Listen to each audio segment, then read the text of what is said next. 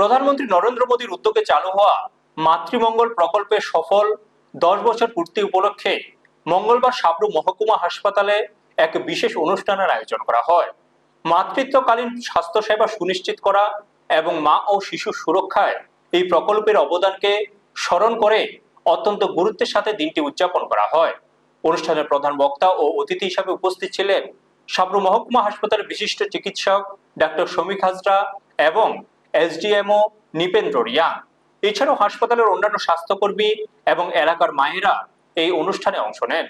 অনুষ্ঠানের শুরুতে বিগত 1 দশকে এই প্রকল্পের মাধ্যমে গ্রামীণ ও প্রত্যন্ত অঞ্চলের গর্ভবতী মায়েরা কিভাবে উপকৃত হয়েছেন তা নিয়ে বিস্তারিত আলোচনা করা হয়।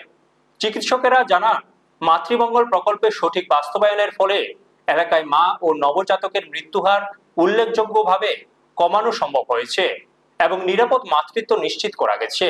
এই দিনের অনুষ্ঠানে এই প্রকল্পের আওতাভুক্ত ও উপকৃত মায়েদের বিশেষ সম্মাননা প্রদান করা হয়। পাশাপাশি মা ও শিশুর পুষ্টি ও স্বাস্থ্য সুরক্ষায় সচেতনতা বাড়াতে স্বাস্থ্যকর্মীরা বিভিন্ন গুরুত্বপূর্ণ পরামর্শ দেন। অনুষ্ঠানে উপস্থিত অতিথিরা মাতৃমঙ্গল প্রকল্পের গত 10 বছরের সাফল্যকে স্বাগত জানান। হাসপাতাল কর্তৃপক্ষের আশা, আগামী দিনেও এই জনকল্যাণমূলক প্রকল্পের সুফল মহকুমার প্রতিটি সাধারণ ও দুস্থ মানুষের দোরগোড়ায় পৌঁছে দেওয়া সম্ভব হবে। ব্যুরো রিপোর্ট, নিউজ তৎকাল 24। প্রধানমন্ত্রী নিরাপদ মাতৃত্ব সুরক্ষা অভিযান 10 বছরের পূর্তি উপলক্ষে আমরা আমাদের প্রতিটি প্রাঙ্গণে ছোট্ট একটা অনুষ্ঠান করেছি। তো এই 10 বছরে আমাদের যেই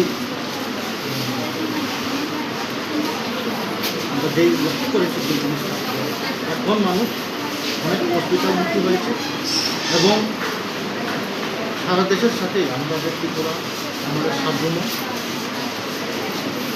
অকালে শিশু মৃত্যু এবং মা গর্ভবতী মা অনেক হারে কমেছে।